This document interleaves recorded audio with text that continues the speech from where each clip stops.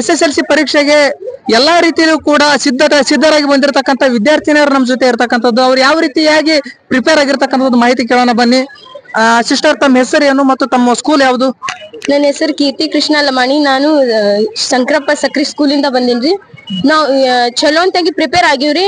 ಅವ್ರೇನ ಶಿಕ್ಷಣ ಇಲಾಖೆಲಿಂತ್ರ 4 model question paper 3 ಸರಣಿ ಏನ್ ಕೊಟ್ಟಿದ್ರಲ್ರಿ, ಎಲ್ಲಾನು ಚಲೋ ಬರ್ದಿವ್ರಿ, ಎಲ್ಲಾನು ಓದ್ಕೊಂಡಿವ್ರಿ. ಆದ್ರ ಒಳಗ ಹೋಗಿ ಬರುದು. ಇವಾಗ ತಮ್ಮ ಶಿಕ್ಷಕರು ಯಾವ ರೀತಿಯಾಗಿ ತಮಗ ಮಾರ್ಗದರ್ಶನಗಳನ್ನ ಮಾಡಿರ್ತಕ್ಕಂಥದ್ದು, ಹೇಗೆ ಬರಿಬೇಕು, ಪರೀಕ್ಷೆ ಬರಿಬೇಕಾದ್ರೆ ಯಾವ ರೀತಿ ಭಯ ಪಡಬಾರ್ದು ಅಂತಕ್ಕಂಥ ಕೆಲವೊಂದಿಷ್ಟು ಮಾರ್ಗದರ್ಶನಗಳನ್ನ ನಿಮ್ಗೆ ನಿರ್ದೇಶನ ಕೊಟ್ಟಿರ್ತಕ್ಕಂಥದ್ರಿ ಸಿಸ್ಟರ್? ಚಲೋ ಅವರು ಎಲ್ಲಾ ಸ್ಲಿಪ್ ಟೆಸ್ಟ್ ಅಂತೂ ತಗೊಂಡಾರಿ. ಅವ್ರ ನಮಗ ಎಲ್ಲಾ ಧೈರ್ಯ ತುಂಬ್ಯಾರಿ.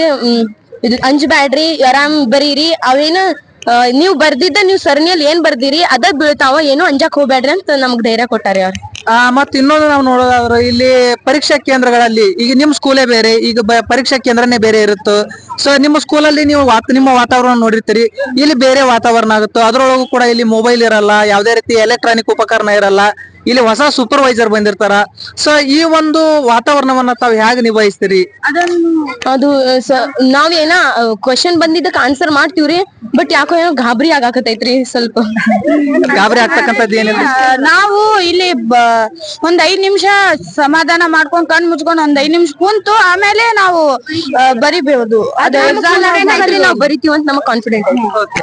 ನೋಡಿದ್ರಲ್ಲ ವೀಕ್ಷಕರೇ, ಇದಿಷ್ಟು ಏನು SSLC ವಿದ್ಯಾರ್ಥಿನಿಯರು ಹೇಳ್ತಕ್ಕಂಥ ಮಾತು.